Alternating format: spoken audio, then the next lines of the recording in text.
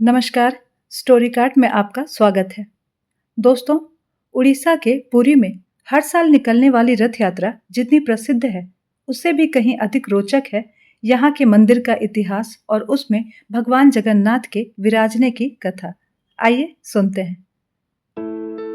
द्वापर युग में जब माता रोहिणी से अपने बालपन की कथा सुनकर श्री कृष्ण, बलभद्र और सुभद्रा जड़वत हो गए थे, तब देवर्षि नारद ने सबसे पहले उनके इस स्वरूप के दर्शन किए थे। उन्होंने भगवान से पूछा कि यह आपका कौन सा रूप है और मुझे भविष्य में किसी अद्भुत घटना के घटने का अनुभव क्यों हो रहा है। मैं आपके इस भाई बहन वाले स्वरूप के फिर से दर्शन करना चाहता हूँ। तब श्री कृष्ण ने कहा था कि मेरा यह स्वरूप कलयुग में प्रकट होगा और मैं अपने ही एक खास नाम नील माधव के रूप में जाना जाऊंगा। नील माधव श्री कृष्ण का ही एक नाम है।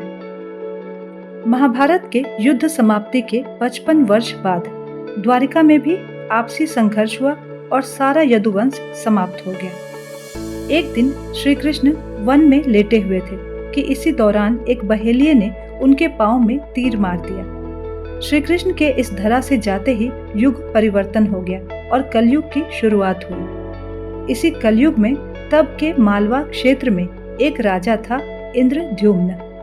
वह श्री कृष्ण का भक्त था और प्रजा का पालक भी था।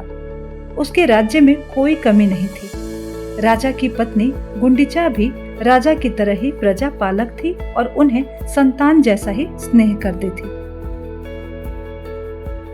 राजा का नियम था कि वह अपने दिन की शुरुआत कृष्ण पूजा से किया करता था और फिर राज दरबार के काम पूरे करके जब सोने जाता तो उससे पहले भी श्री कृष्ण जी को सुलाकर तब सोता। इसी तरह एक रात उसने सपने में देखा कि वह एक सरोवर के किनारे बैठा ध्यान कर रहा है। वातावरण बहुत ही सुंदर है। इतने में एक कौवा कांव कांव करते हुए शोर मचाते हुए वहां आया, जिसकी आवाज सुनकर राजा का ध्यान भंग हुआ। राजा ने देखा कि प्यासे कौवे ने जैसे ही सरोवर का जल पिया, उसके प्रभाव से वह एक दिव्य पुरुष में बदल गया। इतने में वैकुंठ का एक पार्षद रथ लेकर आसमान से उतरा और उसे वैकुंठ ले गया। राजा बहुत चकित था। उसने इधर उधर नजर दौड़ाई तो सामने एक गुफा नजर आई, जिसके मुहाने से नीला प्रकाश निकल रहा था। ऐसा सपना देखते हुए राजा की आंख खुल गई और वह उठ बैठा। राजा बहुत परेशान हुआ कि इस सपने का क्या अर्थ हो सकता है। दूसरा, राजा इस बात से भी परेशान था कि वह इस सपने की हर घटना उसे बहुत स्पष्ट याद थी, जैसे वह खुद असलियत में उसे देख रहा हो। राजा ने कई ज्योतिषी, गुणी और जानकार बुलवाए। राज्य के सर्वश्रेष्ठ चित्रकारों को भी बुलवाया गया, जो राजा के सपने की घटना के अनुसार चित्र बना सके और अगर वह स्थान वाकई में है तो उसे पहचाना जा सके।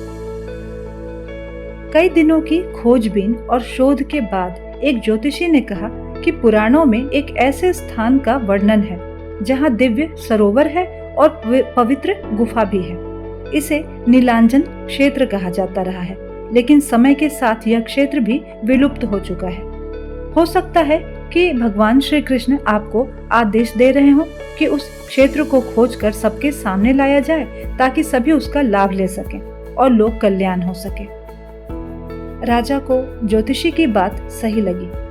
उसने उसी दिन श्री कृष्ण के अखंड व्रत का संकल्प लिया और आसन, शैया, गद्दे, बिस्तर, पलंग इत्यादि का त्याग कर दिया। राजा का प्रण था कि जब तक श्री कृष्ण उसे संकेत नहीं देंगे, तब तक वह अपना प्रण नहीं छोड़ेगा। इसी तरह एक दिन ध्यान करते हुए राजन को समुद्र तट दिखाई दिया।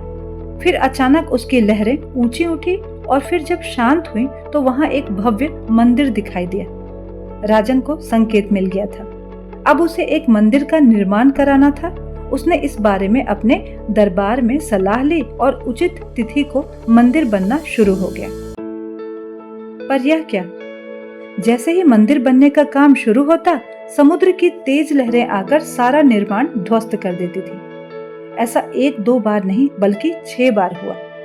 राजा बहुत चिंतित हुआ, क्योंकि इससे उसका राजकोष भी खाली हो रहा था।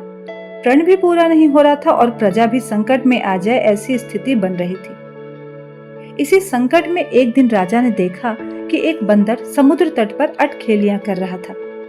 इसी समय ज्वार आया, लेकिन वानर इससे भयभीत नहीं हुआ। यह देखकर राजा को विचार कौंधा और वह समझ गया कि वह क्या भूल कर रहा है। उसने तुरंत ही श्री कृष्ण का स्मरण किया तो उन्होंने राजा को रथ पर बैठे हुए दर्शन दिए, जिसकी ध्वजा पर वानर चिन्ह था। राजा ने अब हनुमान जी की स्तुति की और उससे मंदिर निर्माण के प्रण को पूरा करने की सहायता मांगी। कहते हैं कि राजा की विनती पर हनुमान जी प्रकट हुए और उन्होंने राजा को आशीर्वाद दिया कि तुमने अपनी भक्ति को हर पल सिद्ध किया है, इसीलिए आज से यह क्षेत्र सिद्ध क्षेत्र कहलाएगा और मैं यहाँ हमेशा सूक्ष्म रूप में निवास करूंगा। इसके बाद हनुमान जी सागर तट की ओर मुंह करके बैठ गए। फिर समुद्र ने मंदिर निर्माण स्थल को नहीं डुबोया और श्री मंदिर अपना वास्तविक आकार पा सका। जगन्नाथ मंदिर में पूर्व दिशा की ओर जिधर समुद्र है वहां आंजनेय मंदिर बना हुआ है। इन्हें बेड़ी वाले हनुमान जी और श्री कृष्ण के नाम पर बेड़ी माधव भी कहते हैं। जगन्नाथ मंदिर में दर्शन करने जाने वाले श्रद्धालु बेड़ी हनुमान के दर्शन भी जरूर करते हैं। हनुमान जी की स्थापना से मंदिर निर्माण पूरा हुआ और इस तरह राजा इंद्रद्युम्न का एक संकल्प भी पूर्ण हुआ।